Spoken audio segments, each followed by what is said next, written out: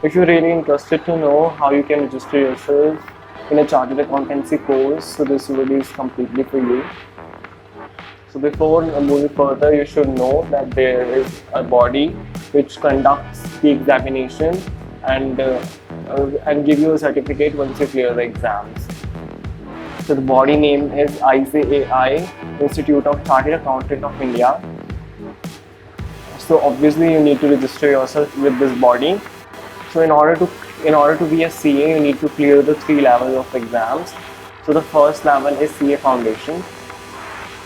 All exams, all three levels of exams are conducted 2 times in a year. First in the month of May and the second in the month of November. And so as I said, there are 3 levels of exams. First is CA Foundation. Earlier it was CA CPT, but now I have changed to CA Foundation. So you can give the exams once you have given your 12th exams, or either the result is awaited or declared. So in both the cases, you can apply to the institute and give the exam and give the CA Foundation exam.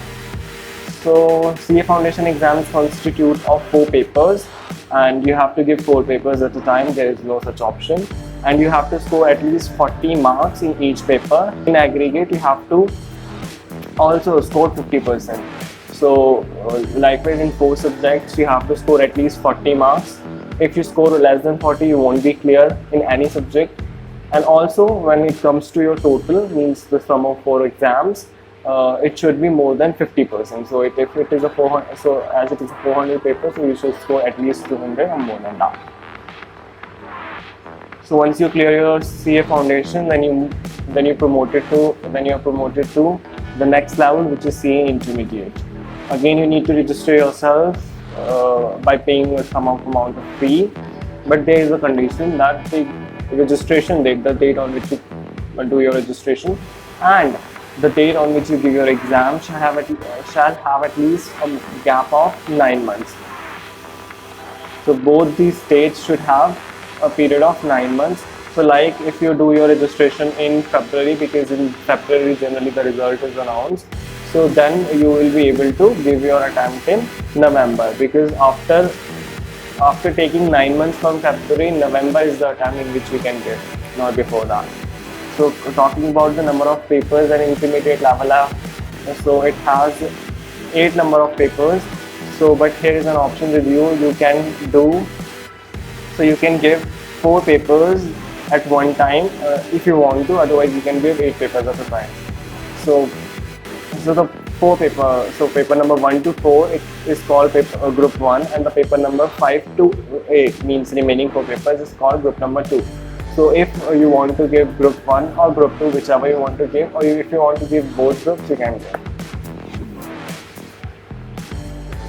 So once you're clear with your CA Intermediate exams, then you will be promoted to CA Final. But before that, you need to undergo through a Particleship, which is basically you need to work under a CA. Here you will be getting the practical exposure of all the theoretical things you have learned throughout these 2 years. Plus also you have to prepare for your upcoming and the final exam, with the last level of exam, which is a final, CA Final. So you have to do this Particleship for at least for 3 years. But once your 2.5 years are completed, you will be eligible to sit for your final exams. And talking about the number of papers, again the number of papers is same. There are 8 number of papers in CA Final, and again you have the group options and registration. So you have to register yourself prior 6 months to your CA Final attempt. So if you want to give your exams in November, so before 6 months you have to register yourself.